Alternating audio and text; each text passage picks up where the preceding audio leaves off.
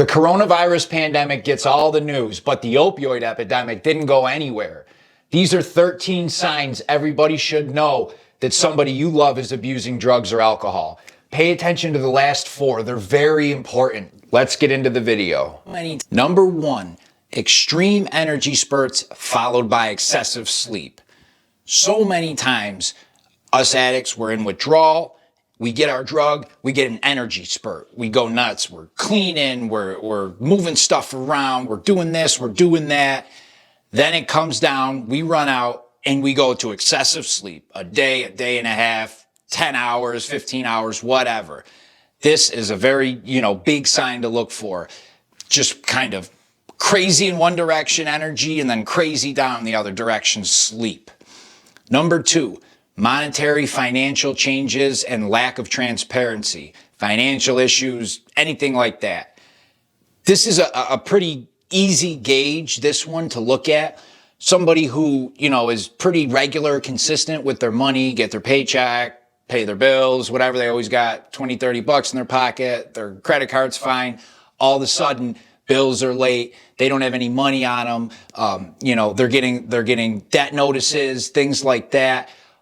All these little financial things start to pile up. They're borrowing money. They're always asking for more money. Money can be a big one to pay attention to. Number 3, jewelry or other valuables going missing. When a person's addiction starts to get to that level where it is getting, progressively worse, they need more drugs more often. If it was 3 times a week, maybe they're now using daily, maybe even multiple times a day. They're going to need more money.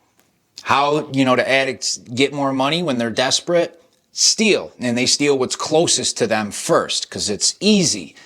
Look for jewelry missing around the house, appliances, TV. I've unfortunately taken dehumidifiers, vacuums, air conditioners to the pawn shop, whatever. So pay attention if stuff starts going missing. Number 4, the person is excessively late to school or work or appointments. That is something to, pay attention to. Now, some people, even myself, and I'm bad with time management. A lot of people know, Kyle might be 5 minutes late. That's kind of how I am. But during addiction, it was 20, 30 minutes late, always, everywhere, to everything. And I come in all flustered, just missing appointments, late to everything. Not like, work starts at 9, I pull in at 9:02, but, there every day on, ready to go. Just out of the ordinary, late, out of the ordinary, missing appointments, things like that. Number 5, a new group of friends that don't seem right. This is a big one to look for. Group of friends, especially if you're a parent, you kind of know who your kid's hanging out with. You're paying attention, Jenny's best friend is Susie. They always hang out. They're good friends. All of a sudden, Jenny starts hanging out with Sally. Sally looks a little off. Maybe her eyes are bloodshot. Maybe, Sally's known as the drinker, the partier, or a different group of friends get brought in that just kind of don't mix. My buddies at college can tell you this one firsthand. I played football in college for a couple years, and I hung out with all the football players. I lived with them, and, they were my buddies. All of a sudden, I'm bringing around people that didn't go to the college, didn't play sports, had nothing to do with any of us, the school, anything. We're just some random townspeople that were just totally not in our crew. And the second they walked in, my friends knew something was wrong. I mean, these people were just... They stuck out like a sore thumb, to put it, as blunt as possible. And my friends immediately pulled me aside after and said, "Who is that? Who are you bringing over our house? Those people look, smell, feel shady as hell." And they were dead right, because they were. Number 6, a disregard for daily hygiene, daily chores, things like that. All of us, hey, I'll do the dishes later. That's normal stuff. But if you start noticing somebody that normally showers every night, they're not showering. Normally at least do their laundry, even if it's a couple days late, they still get it done. Wearing old stuff, wearing stuff that smells, not brushing their teeth at all, leaving the house in the morning before doing any daily hygiene. These things start to, build up and add up and get worse. I know in my addiction, it got to a point where if I got that text that somebody had something, I am grabbing my phone, grabbing my keys, and out the door. It didn't matter if I had to go to the bathroom. It didn't matter to brush my teeth, drink some water, get rid of my cotton mouth, bad breath from the night. No, it was out the door. I'll deal with all that later. Dirty clothes, whatever. Stains, whatever. Drool from sleeping and the stuff in your eyes, the sleep, out the door. So you start noticing a lot of that, that can be a big sign. Number 7, drug paraphernalia left around the house. What items, you might ask? Check out this video. 16 common items you didn't know drug addicts used. This is one. My parents heard me making this video after they were like, I had no idea that all those hollowed out pen caps that you had on your desk were from, busting the pen open to use as a sniffer. That's something they could have detected a long time ago. But it doesn't matter how sneaky and how good a person is, eventually they'll start leaving a little bit more and more because they're using more and more. And then it gets to a point usually where you get so high that you just forget stuff is where it is, or you just have so much and misplace it. So look for paraphernalia. Number 8, problems at work, school, any place that the person normally goes.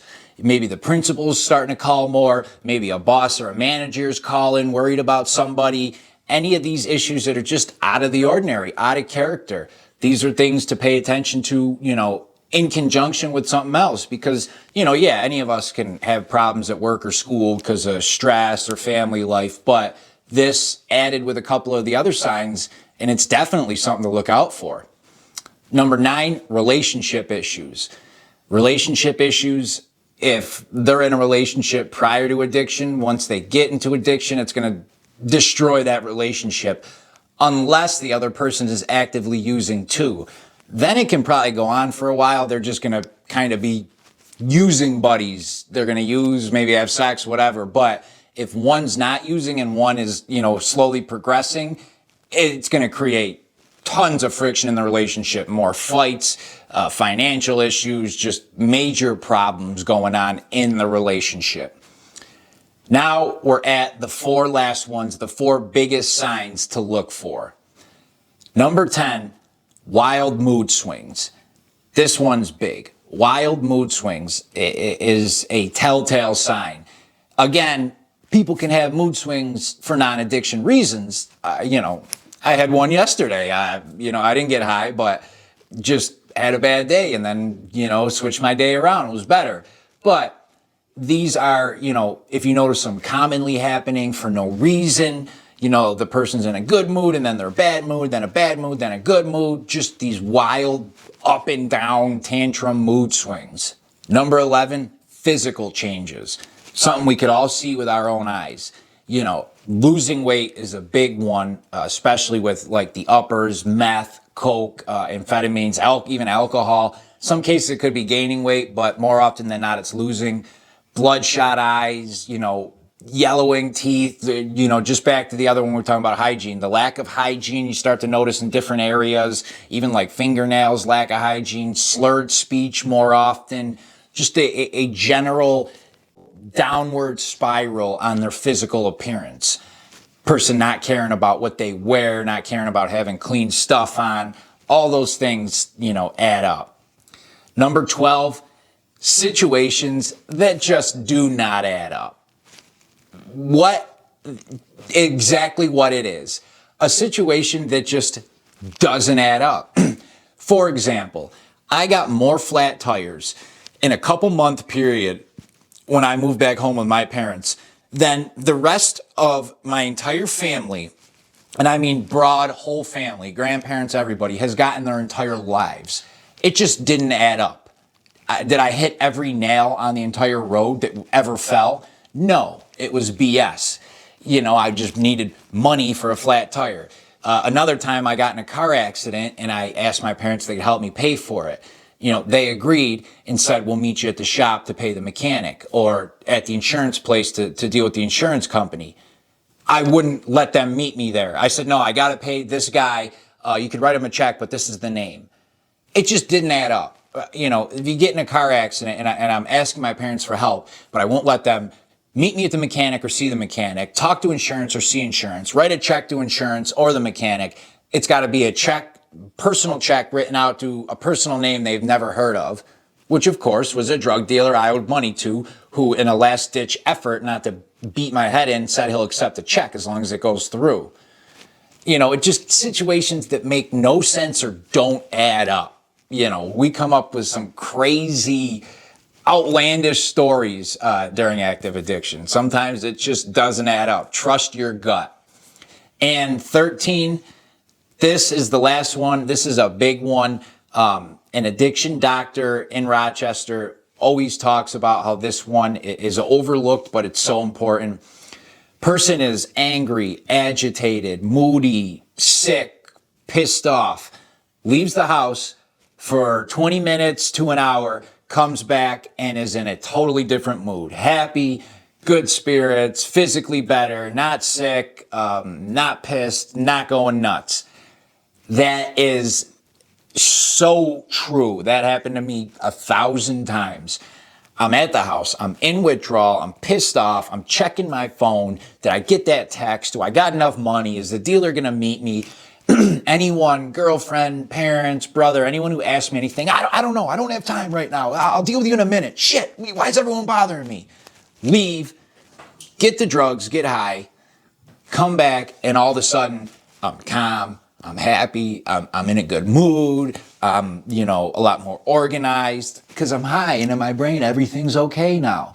So that's a big one to look for. Pissed off, agitated, moody, leave, and 40 minutes later, they show back up, 100% different person. Those are 13 huge signs to look for that somebody you know is in active addiction. Pay attention to multiple of those ones put together.